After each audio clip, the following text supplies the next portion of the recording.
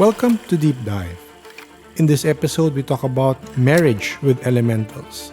From the paper of Alexandra Nagel, titled Marriage with Elementals, from Le Comte de Gabalis to a Golden Dawn Ritual. We have a few episodes in the podcast where some may have experienced relationships with elementals, but here we have an academic look into what people in the past practiced.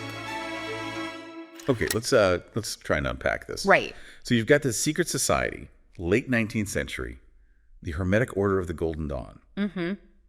A pretty famous one in those circles. And they apparently had rituals. I mean, really strange rituals involving marrying elementals. Yeah, elementals, spirits of, earth, air, fire, water, the classical ones. Exactly. It sounds completely bizarre. You hear that and just think, what? It does sound bizarre now. So the big question, the thing we really want to figure out in this deep dive is just why? What on earth could possibly be behind that kind of practice? That's the core of it, yeah. And our mission here is to try and understand it, not just as some weird occult thing, but by looking at the history and the literature that might have led there. Okay. And there's one key text that seems really central, the Comte de Gabalis, published way back 1670 by Montfaucon de Villars. Right, the Comte de Gabalis. And we've got some source material to help us here. We do. We're drawing on excerpts from a master's thesis that really digs into this book and its influence. Ah, good. And what's great is this thesis connects the dots, it looks at historical accounts, other literary stuff, esoteric writings, all to try and make sense of this elemental marriage idea. Okay, so it's placing it in a wider context. So where do we start? I mean, humans and non-humans getting married. Well, the surprising thing, or maybe not so surprising, is that relationships between humans and non-humans, that's an ancient idea, really ancient. Like myths and legends. Exactly. Think Greek mythology, gods and mortals, happening all the time. Okay, yeah. Zeus was busy. Very busy. And those unions produced demigods, right? Like Achilles, his mom was a sea nymph. Right. Or think of Zeus and Leda, their kids. These stories were foundational. They sort of normalized the idea of crossing that boundary between human and non-human, or human and divine. Okay, so it's not totally out of the blue in a historical storytelling sense.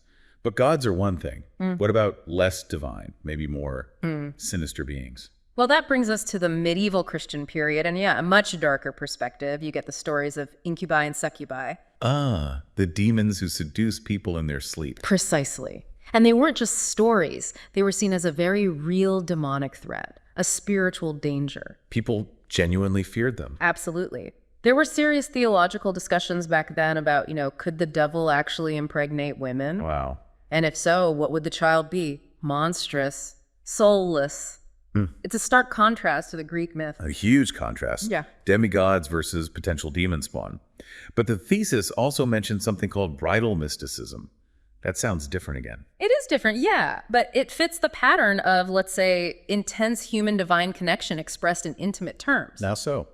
It's this tradition within Christianity where mystics use the language of love, of marriage, really passionate language, to describe the soul's relationship with God or with Christ. Okay. Think of Jesus and Jerusalem being described as bridegroom and bride, or the symbolism around the unicorn and the Virgin Mary. The unicorn. Yeah, often a symbol for Christ. Albertus Magnus wrote this incredibly vivid description, almost sensual, about the unicorn entering the Virgin's citadel. Huh. So using romantic, even erotic language for spiritual connection. Exactly. It shows another way human intimacy was used as a metaphor for relating to the non-human or the divine, even within a Christian context. So we've got myths, we've got demons, we've got this mystical marriage idea, and then just plain old folklore. Yeah. Where did the elementals we started with fit in? Folklore is absolutely packed with non-human encounters. Fairies stealing babies, the changeling myths, or stories where humans and, fairies or other beings actually have kids together, like Tom Thumb, maybe. Okay. And even tales like The Princess and the Frog, showing affection, can bridge that gap between different kinds of beings. And then comes Paracelsus in the Renaissance. He took all these folk beliefs about nature spirits and tried to, systematize them. By categorizing them. Nymphs for water, sylphs for air, gnomes for earth, and salamanders for fire. The four elementals, tied to the four elements, he brought them into a kind of proto-scientific, esoteric framework. Okay, so Paracelsus gives them categories, makes them almost Studiable. In a way, yes. He connects folklore to a more structured worldview. And that sets the stage for later ideas. Which brings us back to this book, Le Comte de Gabalis, and its author, Montfaucon de Villars.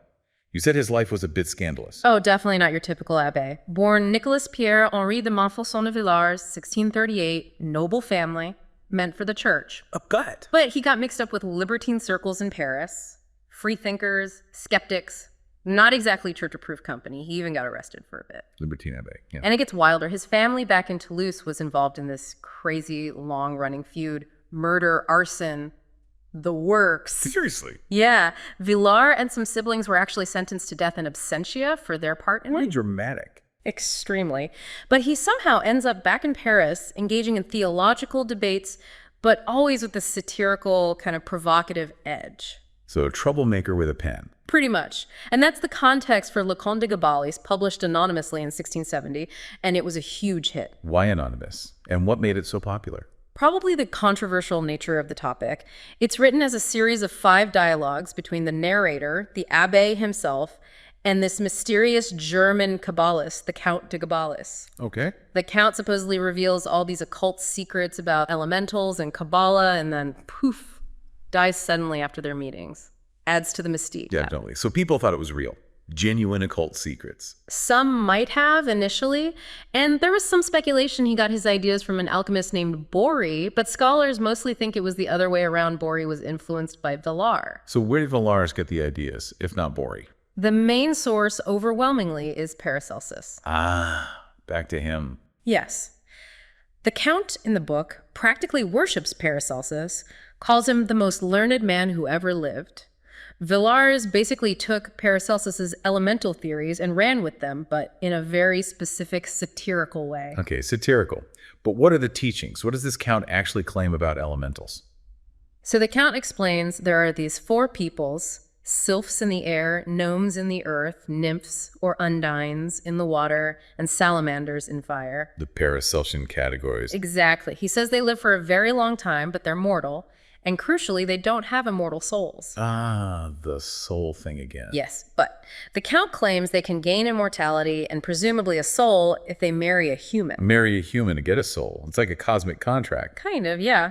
He presents it as mirroring how humans gained immortality through their alliance with God. And again, this idea comes straight from Paracelsus. Okay, so Villars is borrowing heavily, but maybe twisting it. He is.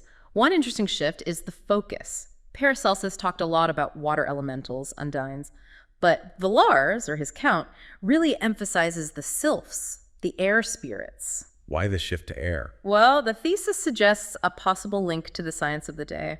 Blaise Pascal's work on air pressure and vacuums was a big deal then, very controversial. So Villars might be subtly nodding to contemporary science debates. It's plausible, yeah.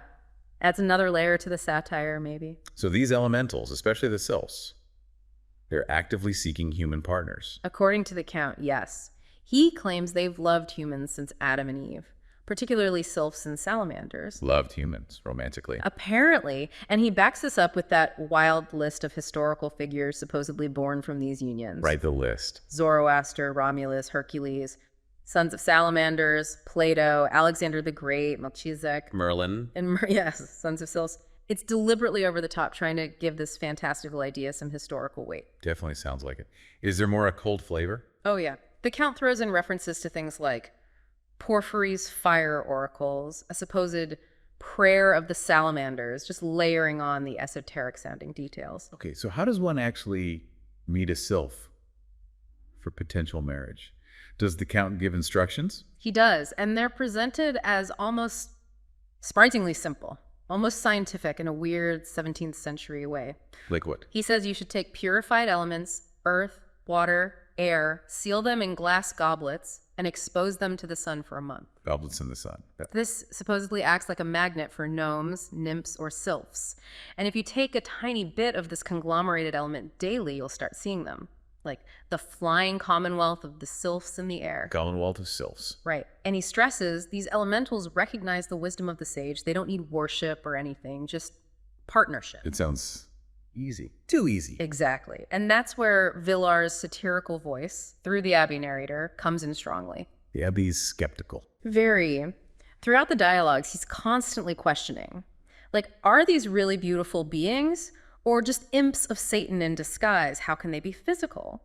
He voices the doubts a contemporary reader might have. But the Count keeps pushing the idea. Oh, absolutely. He even describes their affection, their tenderness, as being somewhat violent. Violent tenderness. That's unsettling. It is. And he claims they prefer sages, wise men, to father immortal children for their republic. A republic of elementals. Yeah. And these sages are expected to abstain from relationships with imperfect human partners to focus on the elementals. Right, so it demands exclusivity. Seems so. And the Count makes these other grand claims, like offering to summon the sylphs of Cardan. Go are they? It refers to a story about the father of Girolamo Cardano, the famous Renaissance scholar. His father claimed he was visited by 7 mysterious beings, supposedly sylphs. Ah, another historical reference to bolster the case. Exactly. He also brings up St. Anthony, Magdalene of the Cross, Bishop Agobard, suggesting their visions or experiences were actually elementals, not demons, reinterpreting history through his elemental lens. And what about Melusina, the fairy tale? Good example. The abbé mentions her, the woman cursed to become part serpent. The Count immediately hijacks the story, giving it an elemental spin, slightly changing details to fit his theory. It's quite amusing, actually. So the whole book is this back and forth, wild claims, skepticism, historical name dropping.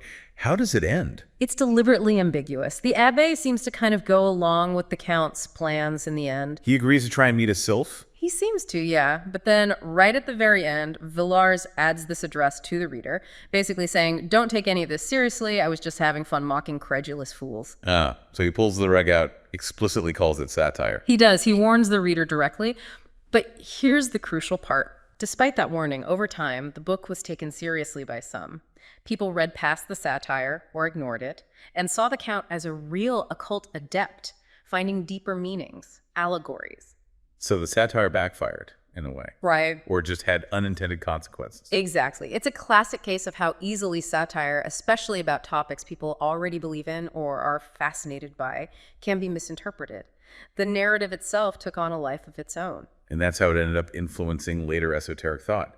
People took the teaching seriously. Pretty much. The ideas resonated partly because the 17th century was already buzzing with interest in the supernatural.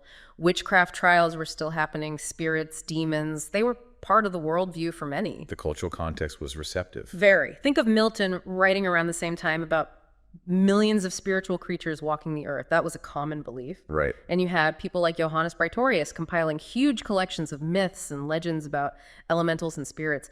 Even if later writers like Heine mocked them, they show the fascination was widespread. So people were already thinking about these kinds of beings. Absolutely. And the thesis mentions how even newspapers of the time discussed monsters, strange births, weird phenomena. The line between the natural and supernatural was blurrier. Interesting. How did Villars' book compare to other contemporary works dealing with similar themes, like, say, La Fontaine? Good comparison.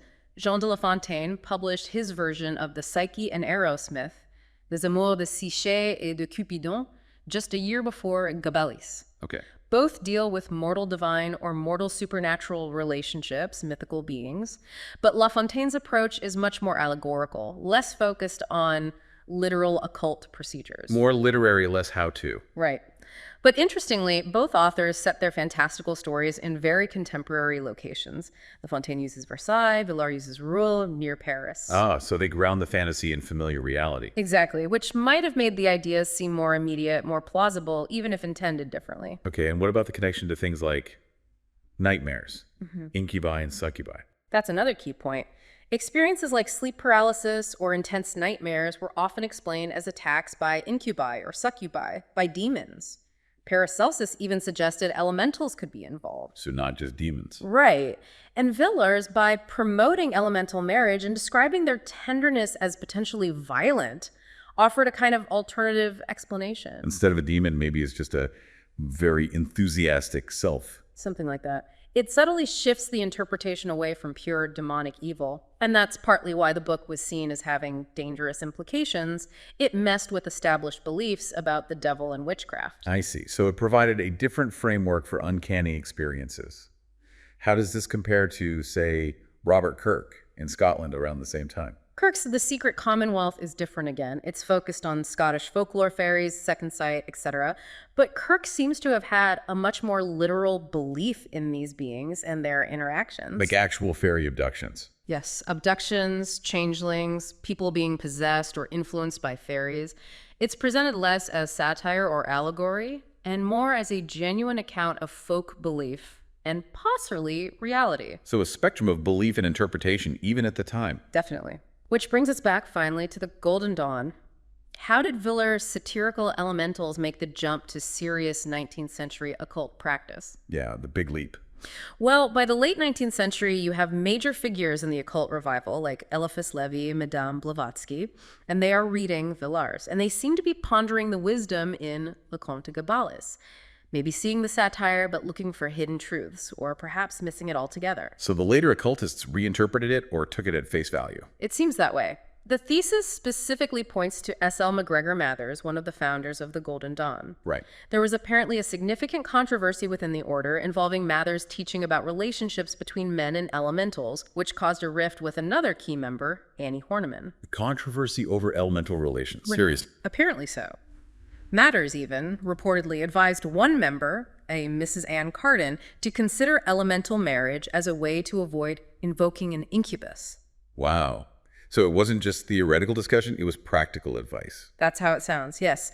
And Mather's wife, Moina, is quoted referencing stories like Melusina and Undine, the water elemental tale, as examples of charming human elemental marriages. Charming. So they're referencing the very kinds of stories Villars was playing with. Exactly. It suggests a direct line of influence, where the folklore and the literary treatments, including Villars' influential book, fed into a developing esoteric belief system. So the conclusion is that Mathers, unlike Villars, probably took this elemental relationship stuff quite seriously. That seems to be the case, yeah. Shaped by this whole artistic and esoteric discourse that had grown over centuries, with Le Comte de Gabalis playing a key, if perhaps unintentional, role. What a fascinating twisted path, from 17th century satire to 19th century occult ritual. It really is. So just to sum up then, we have this book, Le Comte de Gabalis, clearly meant as satire by Villars, poking fun at occult beliefs. Right, using Paracelsus's ideas about elementals as fodder. But because it tapped into existing folklore, existing fascination with the supernatural, and perhaps because the satire wasn't obvious to everyone, Or they chose to read it differently. it inadvertently provided a kind of blueprint, a language and framework for thinking about human elemental interaction. Exactly, a framework that later esotericists, like Mathers in the Golden Dawn, picked up and took much more literally. Leading to practices like elemental marriage rituals, which seem completely outlandish to us now. Precisely. It shows how ideas, even satirical ones, can embed themselves in culture and evolve in unexpected ways. It really makes you think, doesn't it? About how stories and beliefs travel and transform. Absolutely. And maybe a final thought for you listening. Consider this long history, this deep-seated human fascination with beings just beyond our perception, gods, demons, fairies, elementals, and how literature, folklore, even satire shapes how we imagine and interact with those ideas. Could our modern interests, maybe things like UFOs or AI consciousness, could they be seen as new chapters in this same long story? Fantastical ideas from the past, influencing the future in ways we don't expect. That's definitely something to chew on. It is. And if you're intrigued, we really encourage you to explore some of these threads, further Greek myths, Paracelsus, Villars, folklore collections. It's a rich tapestry tracing that connection between humans and the unseen.